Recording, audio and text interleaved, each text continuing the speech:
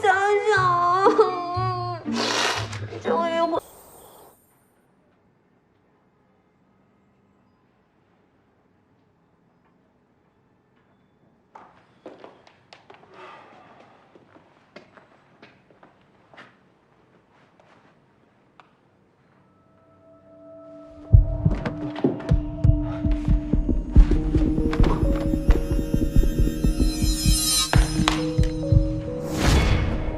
宋小小，赤膊，我现在力量越来越弱了，是不是你动了什么手脚啊？我正在慢慢痊愈。宋小小，你要面对现实。我问你一个问题：你是不是爱上聪明？是的。你有我这么爱他吗？我比你更爱郝聪明，可是聪明不爱你呀，是吗？我有足够的时间让他爱上你。赤木，你怎么能这么对我？我没有存在的价值，我没有存在的意义吗？你为什么要剥夺我唯一存在的价值？我告诉你，你死了这条心了，聪明绝对不会爱上你。还有，我要见聪明，我要见医生。我给你最后一次机会。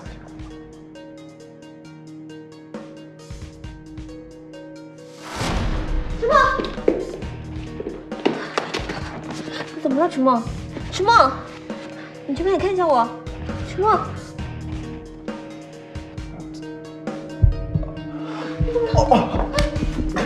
宋小小，现在还不是时候，你给我回去。怎么了？你没事吧，迟梦？我必须现在出来，我要见聪明。迟梦，迟梦，迟梦，找医生打电话，让他快过来。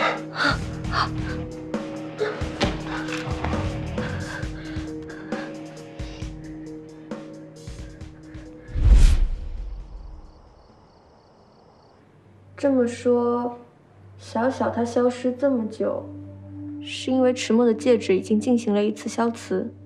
虽然说对那个戒指进行过一次消磁，但其实效果并不大，更多的是一种心理暗示。问题的关键是迟墨的心理问题，只有当他的心理创伤得到治愈，他才能够完全的恢复正常。最近宋小小一直被迟墨压制，代表着迟墨正在逐渐治愈。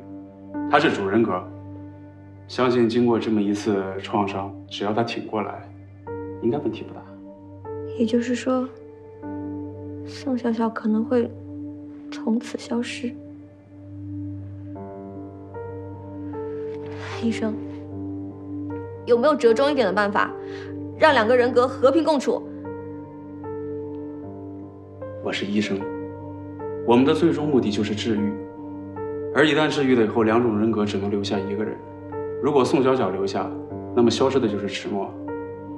难道郝小姐真的希望迟墨消失吗？不，我当然不希望迟墨消失了。迟墨，你醒了！你知不知道你吓死我了？聪明，我回来了。小小，你真的是小小？小小，终于回来了。我回来了，我回来了。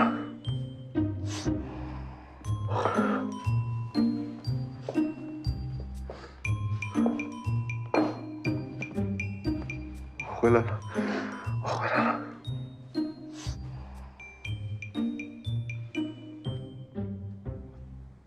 小小，你看你都已经1个多月没有出现过了，我差点就以为再也见不到你了。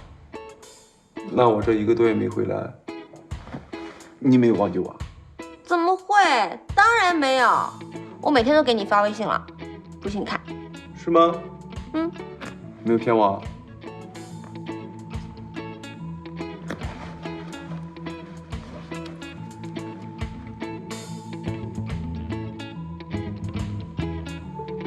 好聪明心情预报：今夜到明早想你，预计下午转为很想你，受此情绪影响，傍晚将转为爆想，此类天气将持续到见你为止。看来某人真的是很想我呀。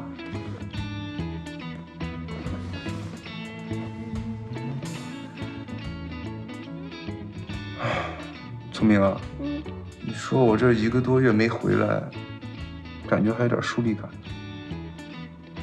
哦，对了，我得考验一下你，看你有没有忘记我的一切。好啊，你想怎么测试？那就出题吧。我问一个，你答一个，只要说是或者不是就可以了。好。OK。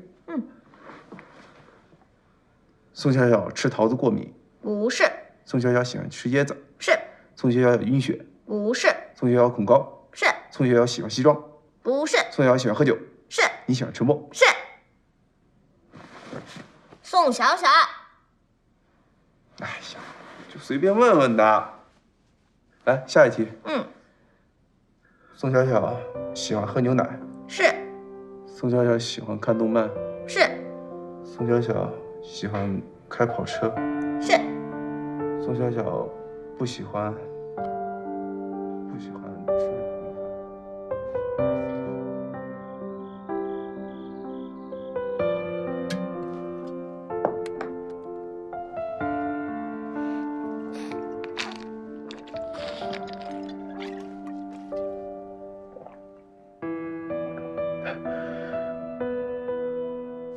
如果宋小小留下，那么消失的就是迟默。不，我当然不希望迟默消失了。我一直以为自己比迟默那种人格有魅力，没想到竟然输给了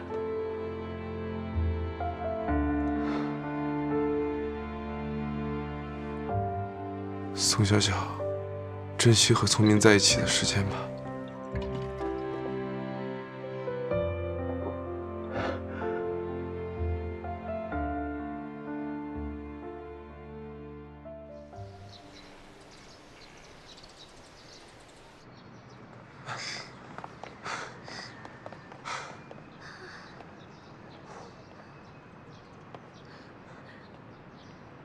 聪明，你说如果今天是咱们的婚礼该多好。你穿着白色的婚纱，这个时候应该响起婚礼进行曲。哎，你还结婚进行曲？这是小苹果好吗？都可以开始跳广场舞了。广场舞大妈要开始跳舞了。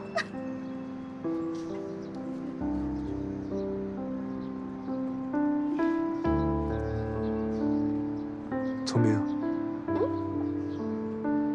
如果有一天我不见了，你会怎么办？不见了，那我就找你啊。那如果找不到呢？找不到？怎么会找不到呢？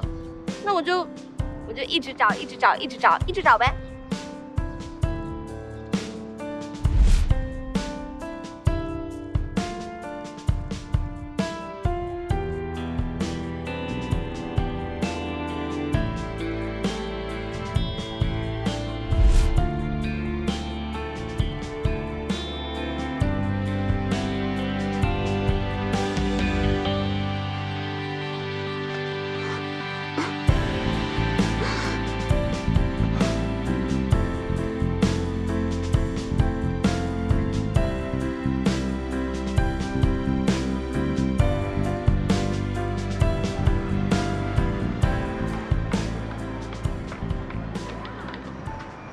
您好，您所拨打的电话已关机，请听到低声后留言。老板，3年前老董事长在银行租了一个保险柜，车祸那天他把保险柜里所有的东西都取出来了，而且取消了业务。您收到我的留言，一定要马上跟我联系。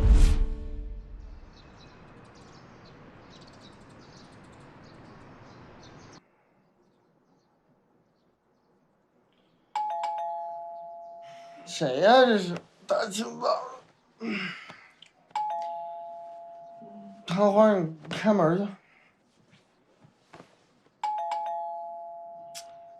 谁呀？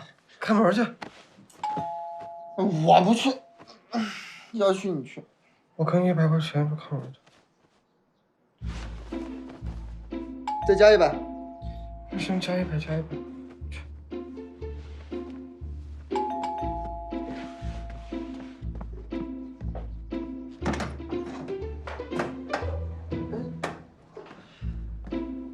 您是迟总还是？聪明他睡着了，把聪明放在你这个男闺蜜这儿，我才能放心。快。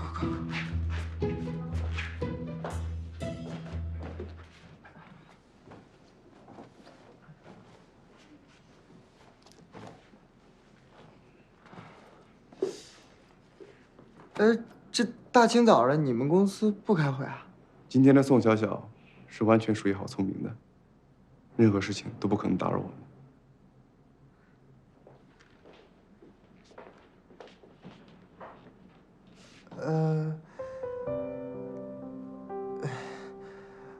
我这外人，我就不当电灯泡了。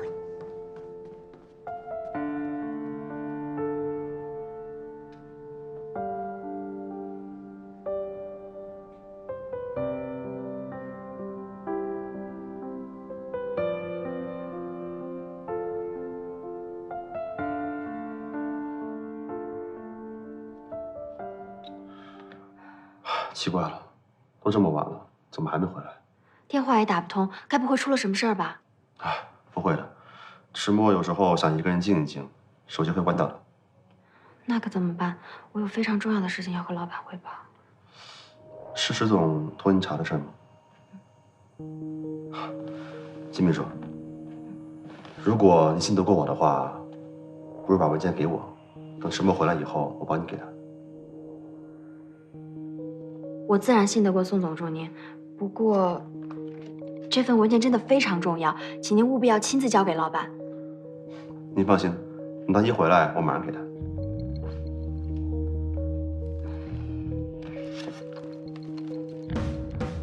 那既然这样，没什么事，我就先回去了。好，我送你吧。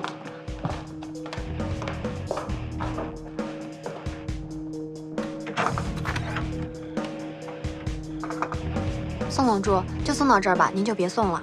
好的，那我送到这儿，待会儿注意点，到完以后给我电话。好的，您快回去吧。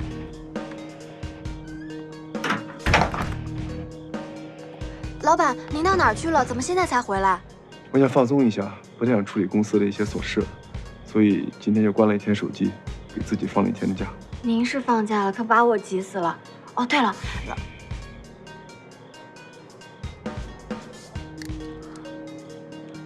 老板，我以前有没有跟你说过，你不戴眼镜挺好看的？老板，您怎么突然说这个呀？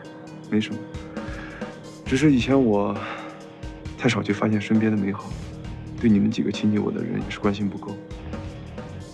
也许是因为现在快离开了吧，总觉得身边的一切的人和事都会让我格外留恋。老板，你要去哪儿？不去哪儿。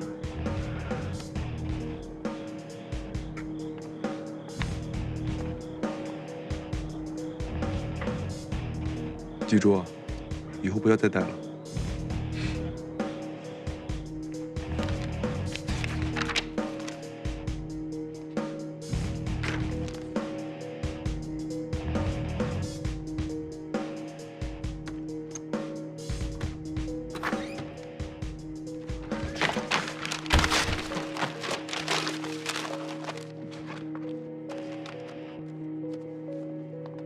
你回来了？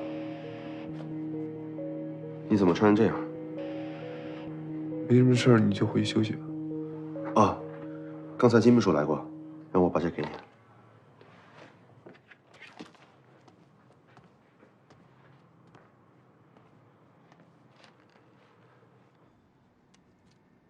假如我是一个独立存在的人，而并不单单只是一个人的人格，你会比现在更爱我吗？你是会选我，还是会选迟墨？小小这个傻瓜，傻瓜！第一次在别墅舞会遇到的人是你，拥有我初吻的人是你，叫我好笨蛋的人是你，向我求婚的人也是你。你给我留下了那么多珍贵的回忆，我一直只会记得你。我不能再陪着你了。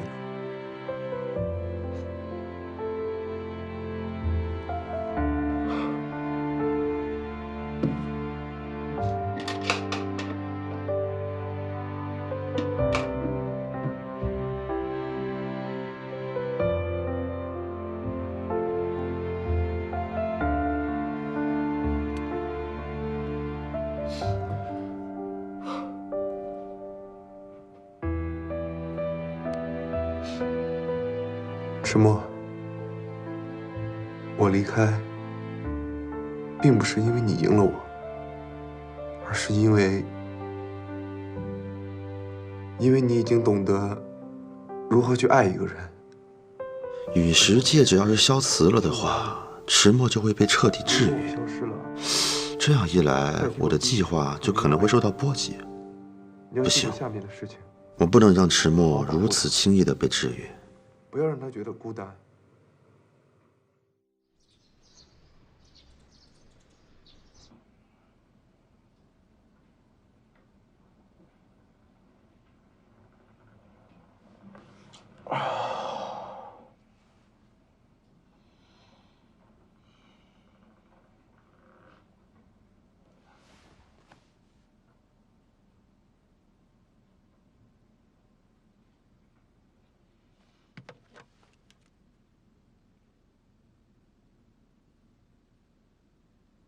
迟墨，听着，我退出，并不是因为你赢了我，而是因为你已经懂得了如何去爱一个人。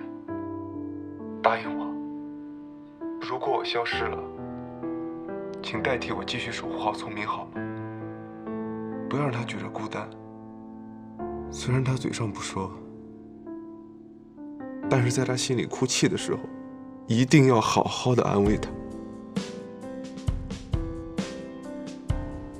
聪明他喜欢网文，你要做他的读者，即使是难看。聪明他很喜欢你，这场赌局是我输了，愿赌服输。还有，以后没什么事儿，就别再叫我出来了。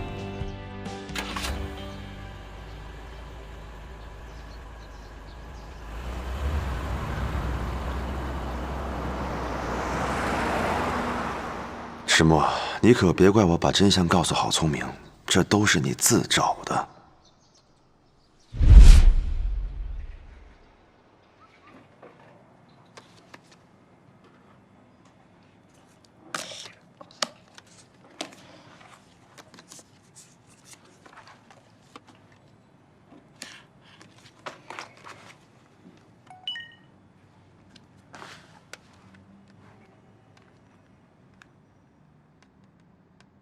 迟墨，听着，我退出，并不是因为你赢了我，而是因为你已经懂得了如何去爱一个人。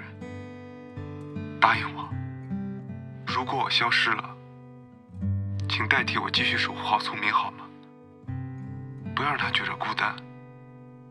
虽然他嘴上不说，但是在他心里哭泣的时候，一定要好好的安慰他。聪明他喜欢我。如果有一天你要做他的读者，我不见了，你会怎么办？不见了，那我就找你啊。那如果找不到呢？找不到？怎么会找不到呢？那我就一直找，一直找，一直找，一直找呗。聪明虽然很笨，但是他吃醋的天赋是很厉害的。最后，永远不要离开他，因为我没有守住跟他的承诺。希望你能替我做到。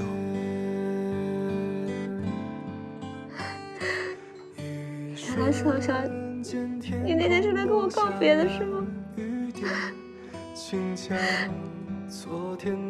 以后世界上就不会有宋小小这样一个人了，是吗？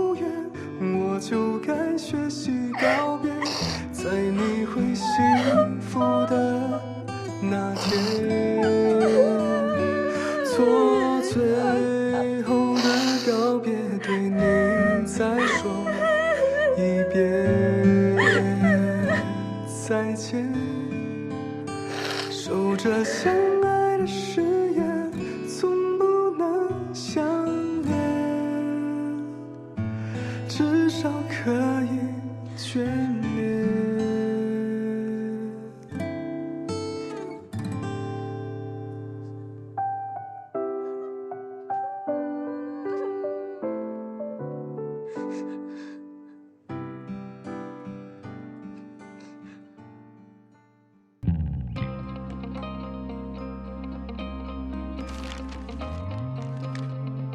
原来我父亲之前在银行开了个保险柜，不知道他有什么重要的资料需要保管，放在家里不放心，必须放在银行里。难道是为了防着什么人？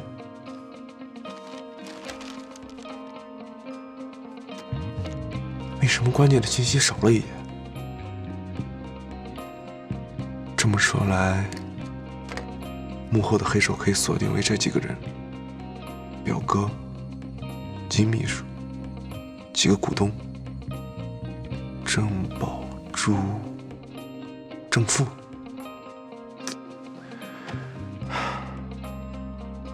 究竟是其中的谁呀？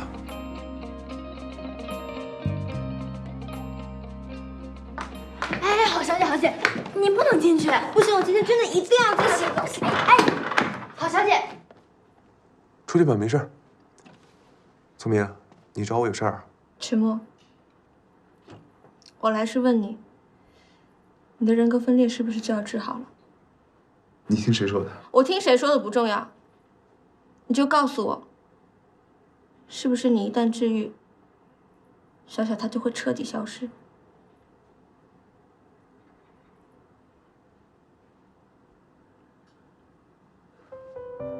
迟墨，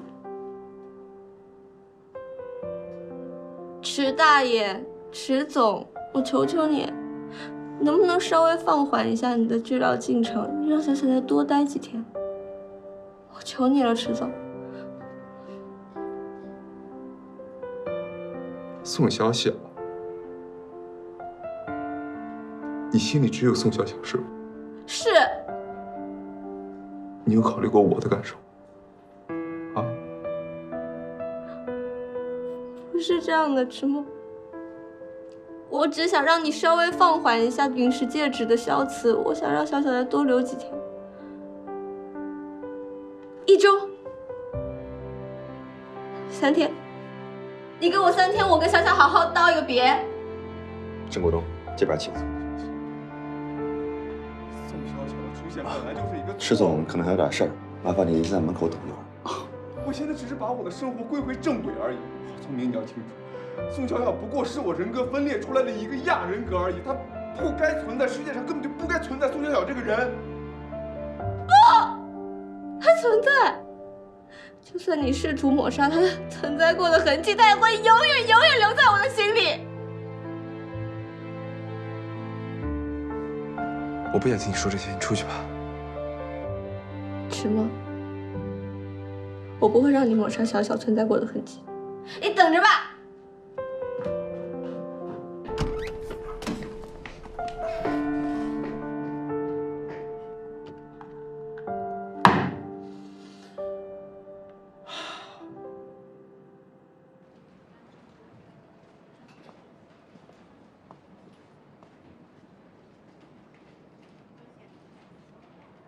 他们刚才在吵什么？什么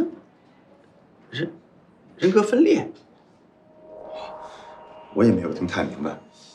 不过我觉得好像是说，这2个人都是迟总一个人，有点意思，有点意思啊。对了，郑国栋，这事儿啊，这事儿就当我不知道。今天我也没来过。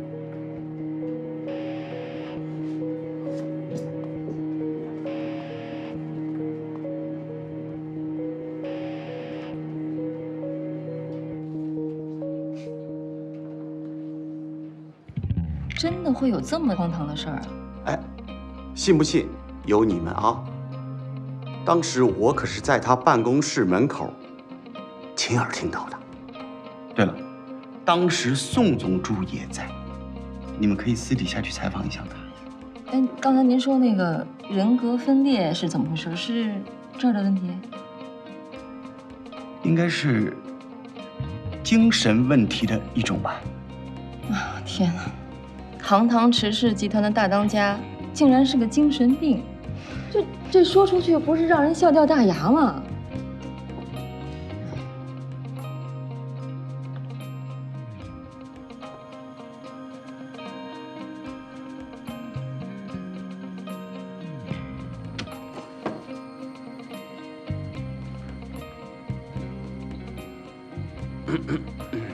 怎么了？一直看着我。池董事长，有一个问题，可能你要向各位董事交代一下。交代？交代什么呀？这个人格分裂是怎么一回事儿？这个事儿你一定要给我们一个交代啊，不然让外面的人知道我们堂堂池氏集团的董事长是一个精神病，这会让我们沦为业界笑柄的。我还以为是什么事儿呢，你们是误会了。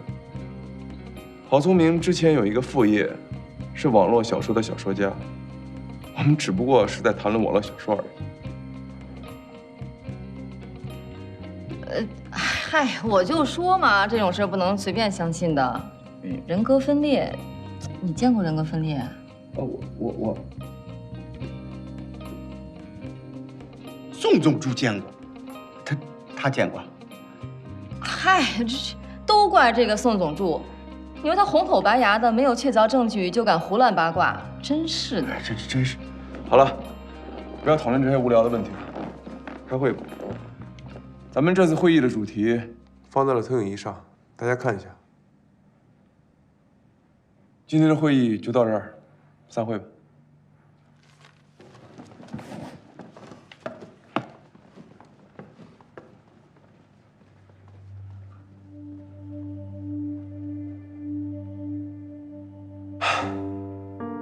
我最担心的事儿还是发生了。如果让聪明继续跟我接近的话，他极有可能成为那些人利用的对象。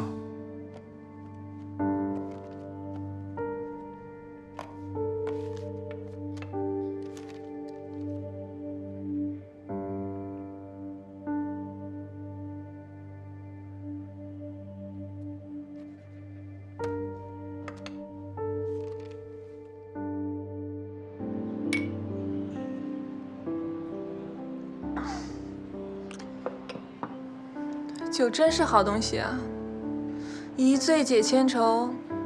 只要喝醉了，就什么烦心事都不会去想了。宝珠啊，既然这迟墨心压根都不在你身上，你老这么作践自己，何必呢？你不也一样吗？现在郝聪明跟宋小小在一起了，你再怎么对他好，也得不到他的心。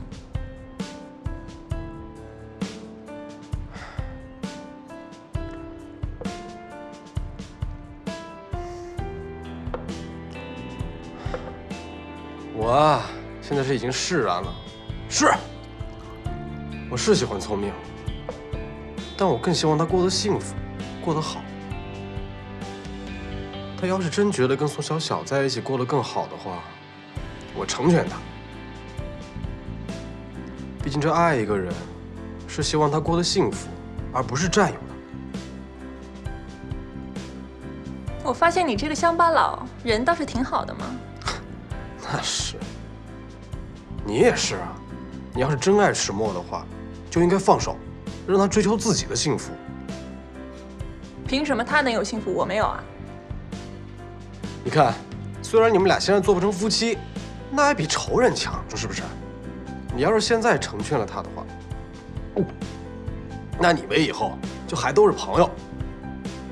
可是你们要还是像现在这样，成天你死我活的这么撕着，那等老了以后，是不是剩下的全都是恨呢？你给我闭嘴，别给我灌鸡汤。喝酒，既然遇到了，就不醉不归。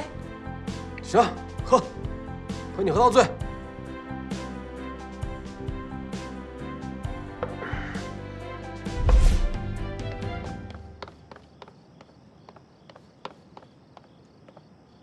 这个点人应该不在家吧？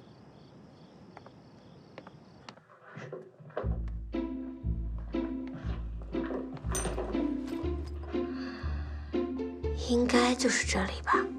迟墨现在没有戴陨石戒指，那戒指一定就在这里的某一个地方。加油吧，好聪明，去把陨石戒指找出来。事到如今，也只有你可以救小小了。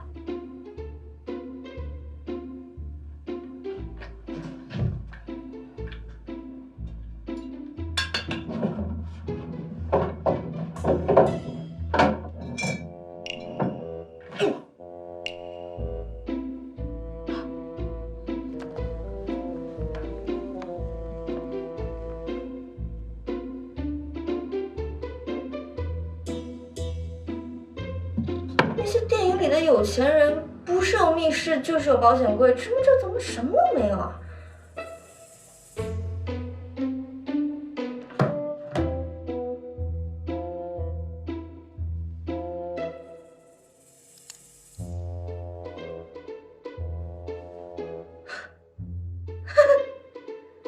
不是吧？迟墨个败家子，花5000万拍来的陨石戒指，就这么光明正大的放在桌子上，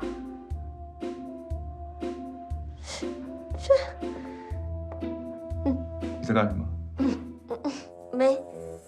没有啊。我以为上次你跟我吵完架，就不会再回来了。我就是路过这儿，我就进来看一下。路过。我记得你的别墅钥匙已经交回来了，你是怎么进来的？你是迟爱迪生吗？哪来那么多为什么？大门没关，然后警报系统也没有响。行了，你不用再解释了。走吧。那你忙你的，我就不打扰你了。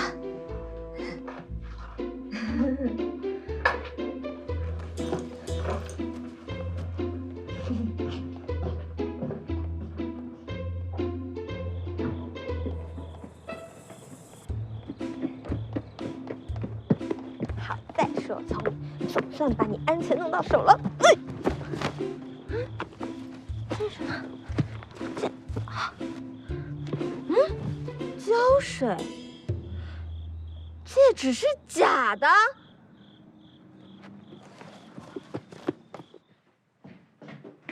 迟墨，这枚陨石戒指是假的。对，是假的。有一个可以随便进入别人家里翻东西的小偷，我怎么可能把真的堂而皇之的放在桌面上？我不是想要偷戒指，我只是想拿来看一下。看一下。好聪明啊！你别以为我不知道你心里在想什么。你想拿走这枚陨石戒指，这样宋小小的人格就永远不会从这个世界上消失了，对吗？但是我要告诉你，你的如意算盘打错了。什么意思？宋小小的人格是要从这个世界上消失的，但原因并不是陨石戒指的消磁，而是因为我的人格分裂已经进入了治愈阶段。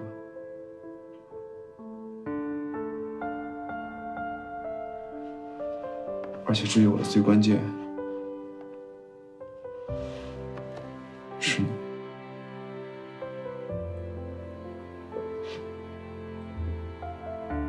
我？对，因为我已经喜欢上你了，而且我也知道你是喜欢我的，这就是宋小小失去继续使用我身体的原因。连爱情都没有，他也没有什么继续存在的理由了。真正的陨石戒指，现在一直在研究所里，现在已经经过了第3次消磁了。你的宋小小不会再出现。什么？我讨厌你！我绝对不会再原谅你了！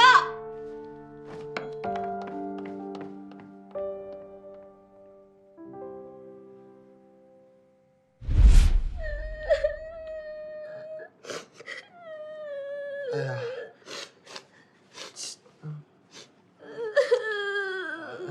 其实我看呐，这很多事情都是当局者迷，旁观者清。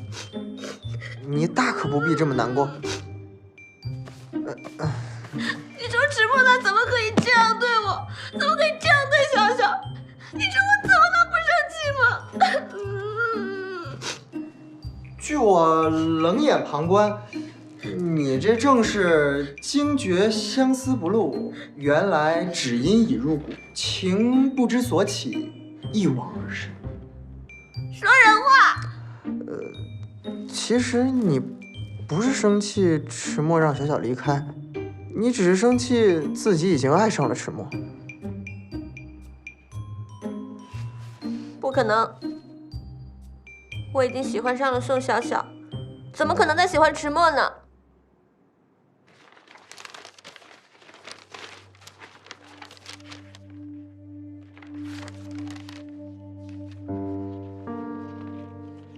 账目中有好多不清楚的地方，看来3年前有人利用职务之便，挪用了迟氏的公款。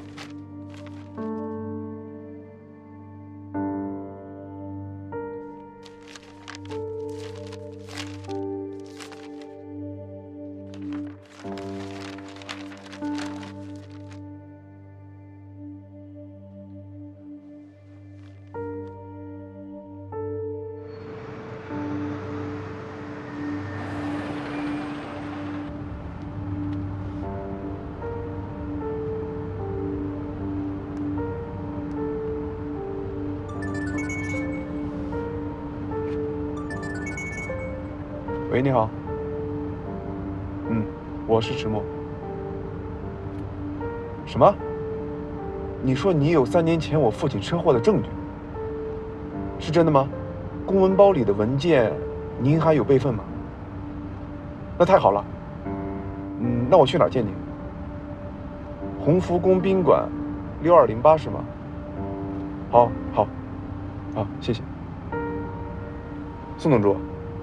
啊，什么？下午帮我把会推掉，我出去有点事情。好的。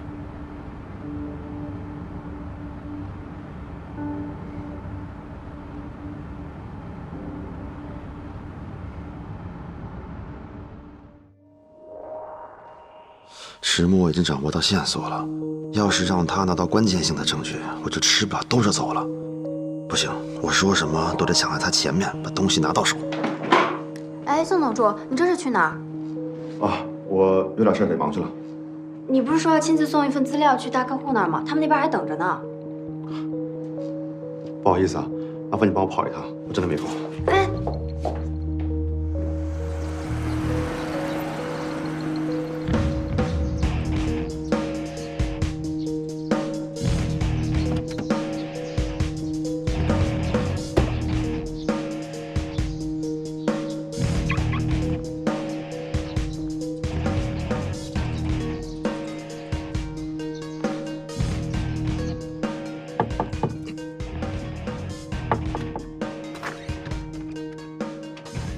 你好，你找谁呀？你好，我们之前约好了，我来取资料的。资料？什么资料啊？我们早上刚刚通过电话，你说你有关于3年前一桩车祸案的资料可以提供。3年前我还没来北京呢，你呀可能找错屋了，去别的屋看看吧。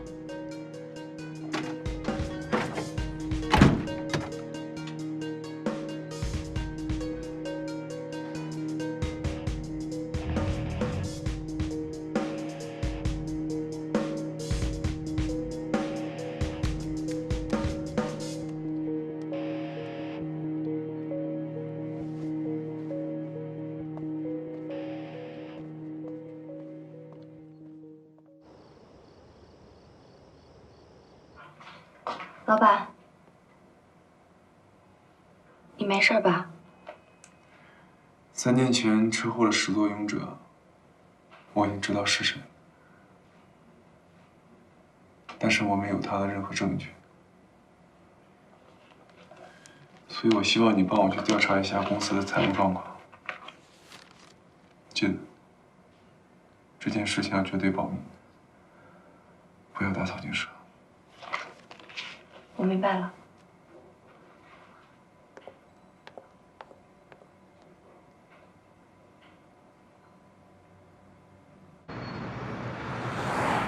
喂？什么？你说公司新媒体网站受到攻击？现在情况怎么样？对方放置了某些恶意程序，网站及内部系统现在依然无法正常运转。宋总助把技术部的全体员工暂时安置在了集团的大楼里。安置？这样处理会造成不必要的恐慌。等我回去。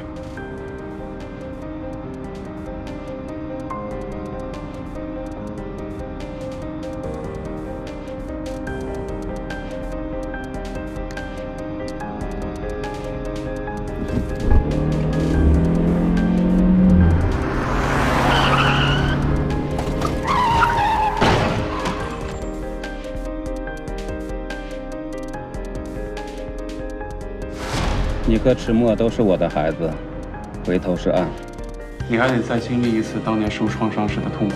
如果主人格能够坚强地面对曾经的心理创伤，他才能够彻底痊愈。啊，是我，你快看他怎么了？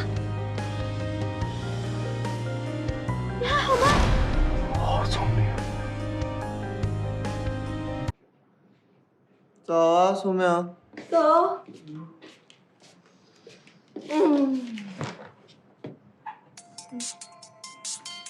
这一大早是谁啊？喂，什么？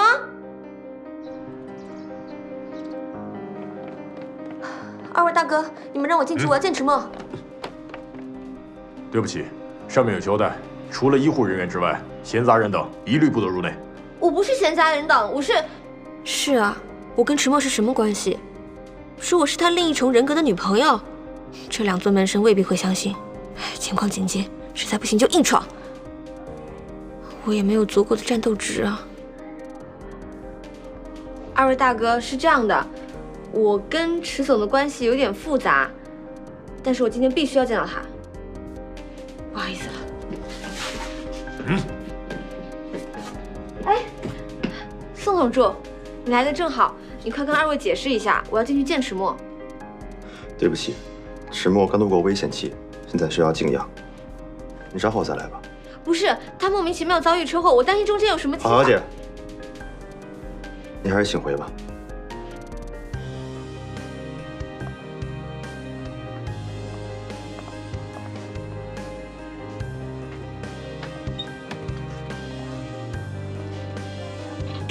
大哥，我这不也是没事干吗？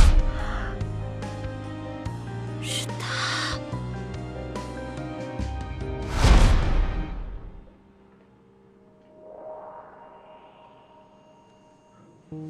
我宝弟怎么样了？病人身体其他部位啊没有太大损伤，但是他的头部啊经过猛烈撞击，造成当场昏迷。如果他能清醒过来，还没什么大碍。不过，就是清醒过来以后，可能会留下后遗症。有劳你了。没事，这是我们应该的。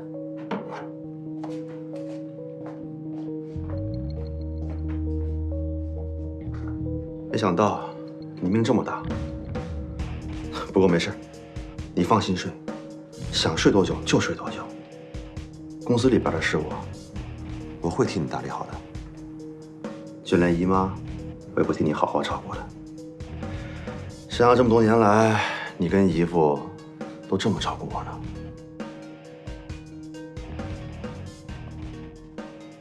宋总助，迟墨到底现在什么情况啊？他这一倒下，外面议论纷纷的，我们集团内部也是人心惶惶的呀。昨天刚出的车祸，今天已经闹得满城风雨了。都说什么迟氏的管理层要重组，我们迟氏集团已经经不起这样的风风雨雨，为今之计只有维持安稳。对，是啊，对。各位放心，迟总已经脱离了危险。这段时间，迟氏的各种业务就有劳各位来指导了。宋总助，我看呀，迟总不在这段时间，就由你来代为执行总裁职务吧。没错，对，好主意，是啊，是这个对。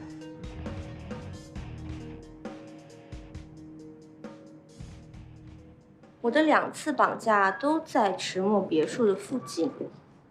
刀疤知道迟墨的计划调虎离山，所以会是宋总助，还是金秘书？哎，我就说吧，咱家聪明只要是摊上了迟墨的事儿，智商分分钟上线呢。不行，不管是谁，迟墨现在都很危险。实在不行，我们就到医院去抢人。喂，我刚刚夸过你好不好？这智商怎么又掉线了呢？抢人和绑架有什么区别？那你告诉我怎么办？你说怎么办嘛？哎，聪明，你别着急啊，我这就帮你打听打听去啊。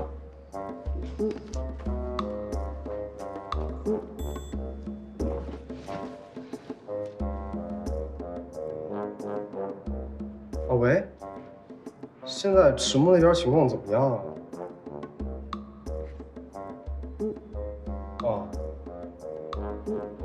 啊？好，行，我知道了。那先这样，我先挂了啊。怎么样？怎么样？迟墨那边情况现在不太妙。啊？现在呢，有一个好消息，有一个坏消息。这好消息呢，就是迟墨已经脱险了，但还在昏迷之中。这坏消息呢，就是他让宋总助送到别墅去疗养了，而且现在公司已经让宋总助暂时代理。宋总助，你听谁说的？消息靠谱吗？宝珠啊，这我在北京又没有别的熟人，我就跟宝珠稍微熟一点。哟，宝珠，叫这么亲切？哎，你们俩什么时候在一块？关你什么事？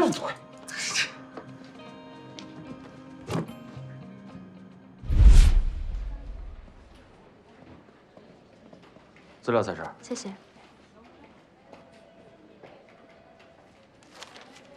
竟然是宋总助。宋总助，金秘书，怎么慌慌张张的？有什么事需要帮你的吗？啊，没什么，我来公司处理点事儿。迟总还没醒，最近公司的事情还得麻烦宋总助您了。我一定会全力配合您的。有劳了。不会。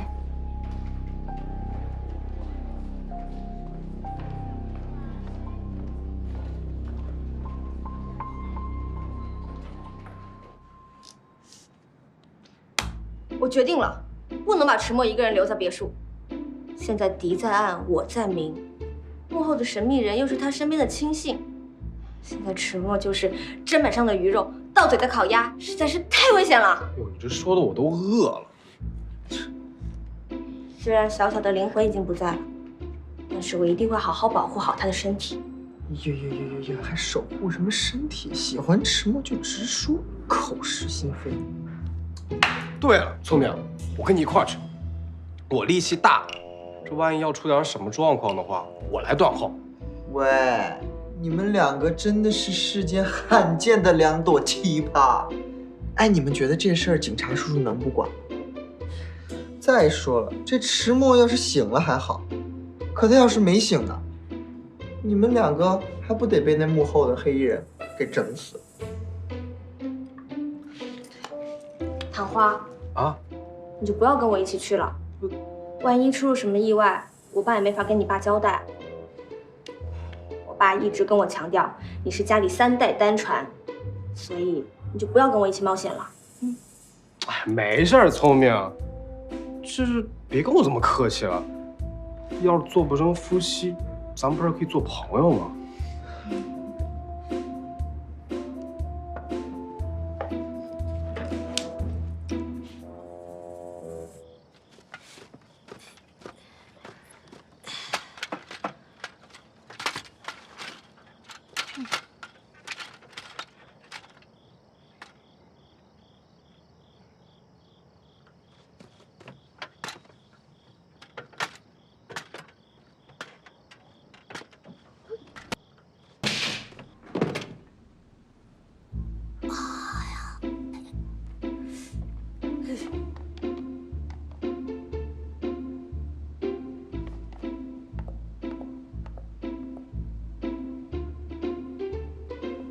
楼下准备了宵夜，这边应该没什么事儿了，你去吃点吧。嗯。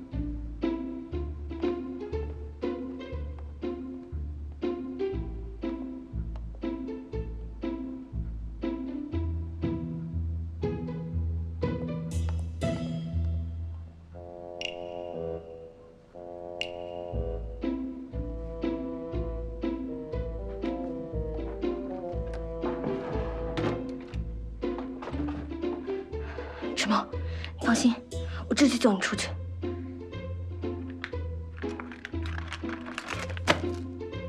好聪明，怎么总是在关键时刻掉链子？保持一贯的率真，好不好？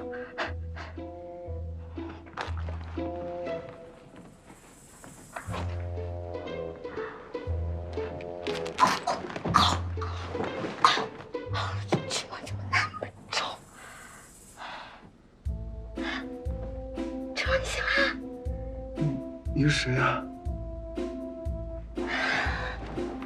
你怎么在我家？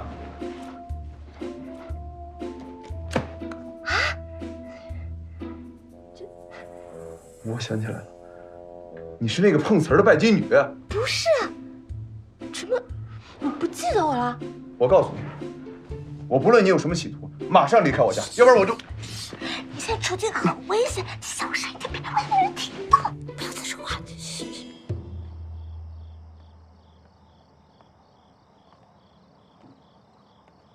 韩老师，你掩护我，我呢冲进去把村民给救出来。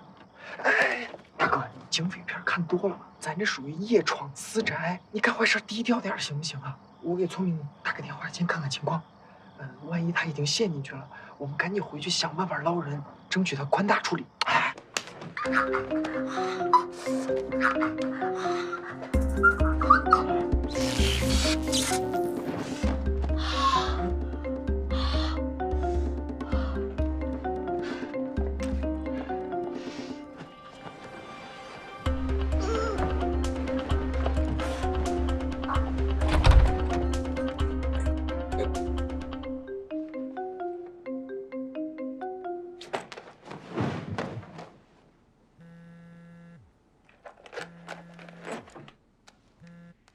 郝聪明，你个二货，单枪匹马的就敢夜闯私宅，你不要命了？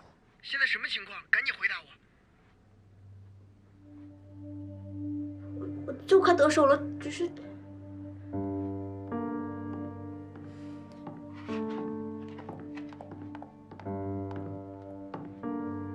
这边已经没有什么事儿了，交给我吧，你先下去吧。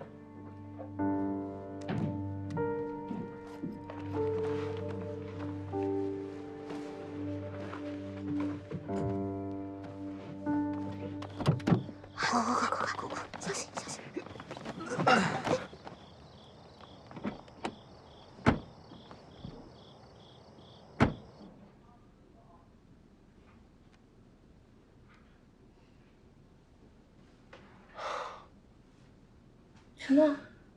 什么？你醒了？这个拜金女，离我远点！你敢用电击棒袭击我，我给你1分钟的时间，马上帮我把绳子解开，否则出了什么事儿，后果自负。我告诉你，我是池氏集团的总裁，我的时间很宝贵，你知不知道我1分钟值多少钱？从现在开始算起，倾家荡产你也赔不起。你怎么知道我说什么？哎呀，我都跟你说了，咱们俩是一伙儿的，你现在很危险。行了，不想听你在这狡辩。不是，我们两个之间还是有很多很多美好回忆的。你想一下那个，我给你做蛋糕的事儿，我们一起斗过绑匪，我们还去山上看过星星呢，想起来没有？你看，我说吧，他失忆了。石墨，你想知道真相吗？我告诉你，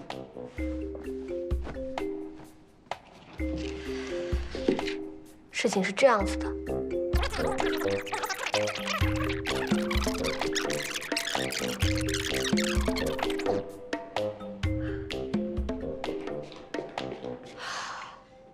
所以现在你明白了吗？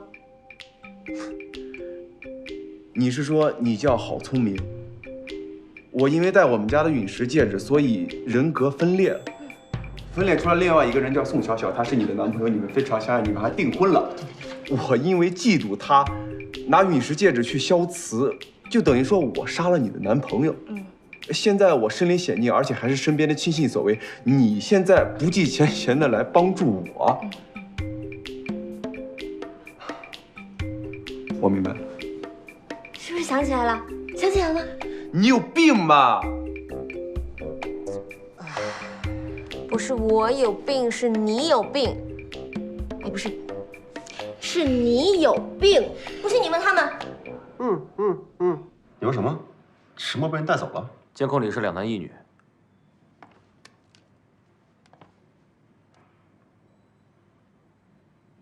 涛，要把他找回来吗？不必，你把监控留着当证据。万一我表弟有什么3长2短的话，这帮劫匪可就造了大孽了。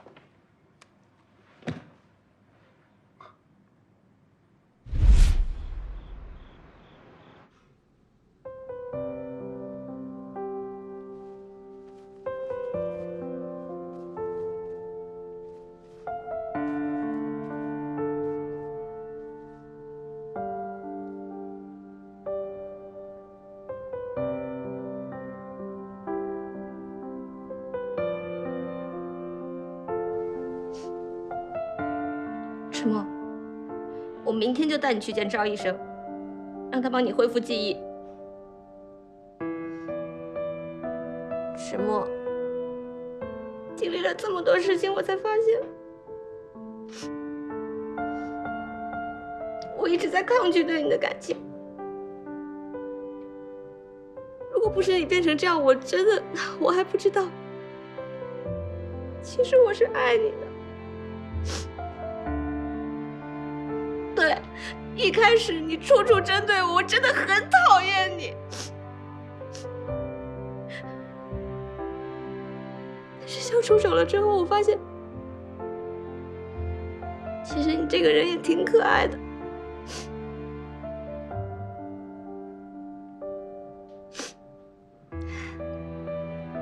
也许我们俩不是一见钟情，但却是日久生情。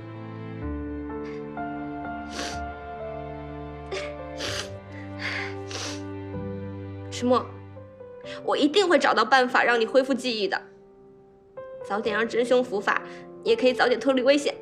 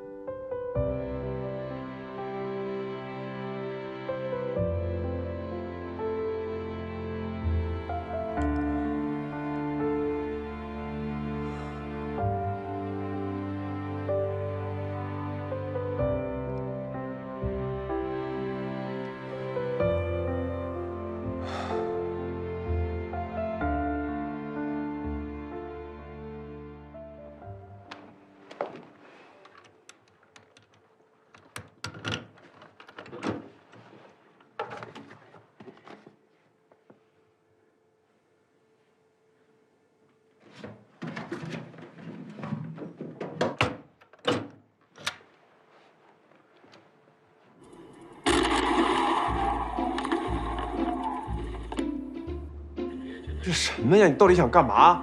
迟墨，你是车祸之后失忆的，所以我觉得要让你恢复记忆，必须重现车祸现场，可以刺激你的大脑皮层。我拜托你赶紧把它关了，行吧？你现在是赤裸裸对我的精神伤害，你知道吗？大声，大声，大声！哎，我求你快点关上吧，快受不了了。好像没什么用啊。好吧，没关系，我还有第2套方案。迟墨，我认真研究了上百部经典韩剧，男主失忆后恢复记忆大多靠重击，所以我现在要用这个烟灰缸猛烈地拍进你的头部，希望可以恢复记忆。我来了。郝宗明，你个二货，给我停下！你恢复记忆了？迟墨，你恢复记忆了？我是被你吓的。哦。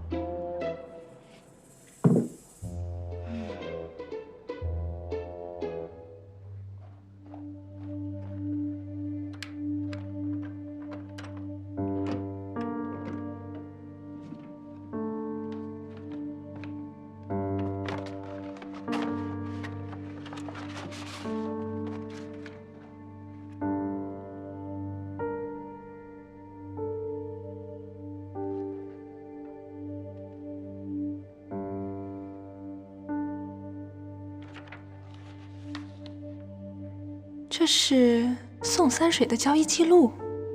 迟墨父亲的死和爸爸有关。迟墨，我记得你晕血，希望你见血之后可以恢复记忆。郝聪明，你到底想干嘛呀？聪明，你先把刀放下行吗？喂，你把刀放下！我实在是下不去手，倒不是因为怕疼，主要怕留疤。不过迟墨，为了你，豁出去了。喂，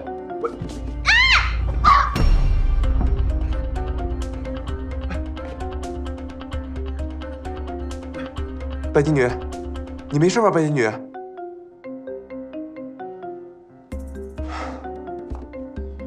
就你这个智商，真不知道你怎么活到这么大的。